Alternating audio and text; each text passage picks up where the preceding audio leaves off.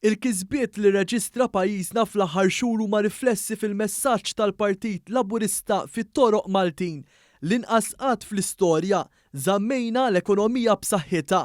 Dan huma temi fuq il-billboards tal-Partit Laburista li qed jirreferu għal riżultati ekonomiċi pożittivi li Malta kisbet fl-ewwel xhur ta' din is-sena. Dawn l-indikaturi b'saħħithom dwar is-sitwazzjoni f'pajjiżna inkisbu minkejja restrizzjonijiet li kien hemm fis-seħħ marbuta mal-pandemija.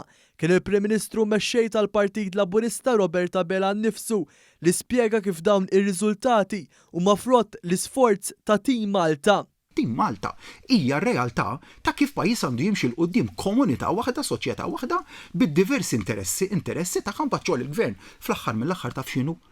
Mhux li jagħmel deċiżjonijiet straordinarji, ma li jaqbad dawk l-interessi differenti u jkollok żewġ għażliet, jew ġibhom jikkonfliġġu ma' xulxin, jagħtu ġo xulxin, jew kellha ġib armonija bejniethom.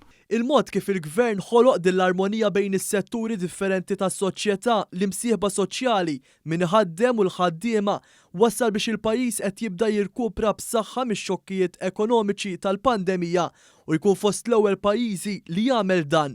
Fit-tieni kwart tas-sena Malta reġistrat rekord ta' investiment li kien saħansitra ikbar minn dak tas-sena ta' qabel il-pandemija.